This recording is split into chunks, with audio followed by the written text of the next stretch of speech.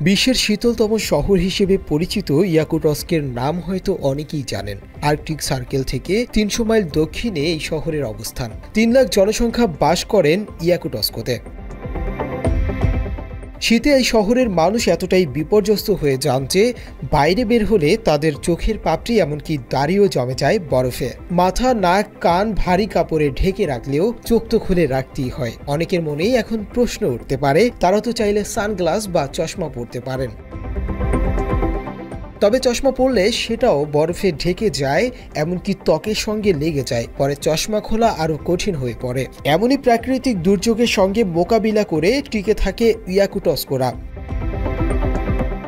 আপনি যদি অত্যাধিক ঠান্ডা স্থান পছন্দ করেন তাহলে রাশিয়ার ইয়াকুটস্কের শহরে ঢু মেরে আসতে পারেন। সবচেয়ে আশ্চর্যের বিষয় হলো এই পর্যন্ত সেখানে শীতকালে -84°F রেকর্ড করা হয়েছে। শীতে যেমন এই শহরের সর্বনিম্ন তাপমাত্রা বিরাজ করে, একইভাবে গরমেও বিশ্বের সবচেয়ে উষ্ণ স্থান হয়ে ওঠে ইয়াকুটস্কো। এই শহরের গড় বার্ষিক তাপমাত্রা 18°F।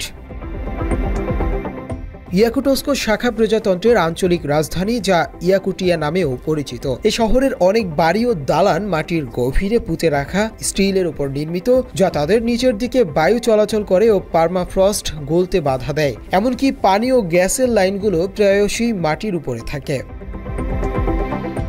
বিশ্বের এই শীতলতম শহরের মানুষেরা ফিল্ম ইন্ডাস্ট্রি, অনেক থিয়েটার ও উৎসবের মধ্যে বিনোদন খুঁজে পান। বর্তমানে ইয়াকুটস্কো সমগ্র রাশিয়ান সুদূর পূর্ব ফেডারেল অঞ্চলের প্রশাসনিক, রাজনৈতিক, সাংস্কৃতিক ও বৈজ্ঞানিক কেন্দ্র হিসেবে পরিচিত। 1920 শতকে এই অঞ্চলে শিল্প বিকাশের সময়কালে ইয়াকুটস্কের অর্থনৈতিক টার্নিং পয়েন্ট ঘটেছিল। বর্তমানে ইয়াকুটস্কের অর্থনীতি সবচেয়ে বড় অংশ আঞ্চলিক খনি থেকে আসে।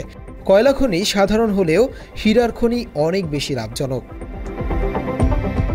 শাখা প্রজাতন্ত্রের বিভিন্ন কোম্পানি বিশ্বের কাঁচা হীরার 26% উৎপাদন করে। সোনা হলো এই অঞ্চলের আরেকটি খনিজ পণ্য, যেখানে খনিজ কাজগুলো এত বড় আকারে হয় যেগুলো মহাকাশ থেকেও দেখা যায়। অঢেল প্রাকৃতিক সম্পদ থাকা সত্ত্বেও শহরের উপকণ্ঠে বসবাসকারী অনেকেই দরিদ্রতার সঙ্গে যুদ্ধ করছেন। কারো কারো কাছে তাদের খামারের পশুদের জন্য যতটা ভালো আশ্রয় কেন্দ্রে বসবাস করার মতো যথেষ্ট সম্পদও নেই। ইয়াকুটস্কোবাসীর গড় মাসিক মজুরি প্রতি মাসে প্রায় $600 সমতুল্য। এই অঞ্চলে বসবাসকারীরা দুগ্ধজাত দ্রব্য, মাংস, মাছ ও বেরি জাতীয় খাবারের উপর প্রচুর নির্ভর করে। রেইনডিয়ার মাংস জনপ্রিয় এখানে। স্থানীয়রা প্রায়শই ইন্ডিগিরকা নামক একটি খাবার পরিবেশন করে, যেখানে থাকে সামান্য গলানো মাছের কিউব। এর উপরে পেঁয়াজ, লবণ, গোলমরিচ ও উদ্ভিজ্জ তেল থাকে। বিশ্বের শীতলতম এই শহরে বরফ ও তুষারপাত ছাড়াও প্রচণ্ড কুয়াশা পড়ে। এর সঙ্গে বাতাস তো আছেই। ইয়াকুটস্কো লেনা নদীর উপর একটি প্রধান বন্দর, আর্কটিক মহাসাগরে প্রবাহিত 3টি নদীর মধ্যে একটি। লেনা স্তম্ভগুলো পর্যটকদের অন্যতম আকর্ষণ। সেখানে 650 ফুট লম্বা চুনা পাথরের স্তম্ভগুলো সবাইকে আকর্ষণ করে। শাখা প্রজাতন্ত্রের কোথাও এমন কোনো সেতু বা রাস্তা নেই যা লেনা নদীকে অতিক্রম করে। বিশ্বের সবচেয়ে প্রত্যন্ত শহরগুলোর মধ্যে একটি ইয়াকুটস্কো। অন্যান্য হাইওয়ের সঙ্গে সংযোগকারী শুধু একটি রাস্তা আছে, যার নাম লেনা হাইওয়ে। এই রাস্তা কেবল গ্রীষ্মকালে বা শীত মৃতদেহ অন্য স্থানে পাঠানোর কাজে ব্যবহৃত হয়। যদিও ইয়াকুটস্কোতে 2টি বিমানবন্দর আছে, ইয়াকুটস্কো বিমানবন্দর ও মাগান বিমানবন্দর, তবে শীতের মাসগুলোতে বিমান টেক অফ করা অসম্ভব হয়ে পড়ে। ইয়াকুটস্কো ভ্রমণে ম্যামথের জাদুঘর ঘুরে আসতে ভুলবেন না। সেখানে ম্যামথের মৃতদেহ আছে, যা তুষারপাত বা বন্যা দ্বারা সমাহিত করা হয়েছিল ও পার্মাফ্রস্ট থেকে উঠিয়ে আনা হয়েছিল।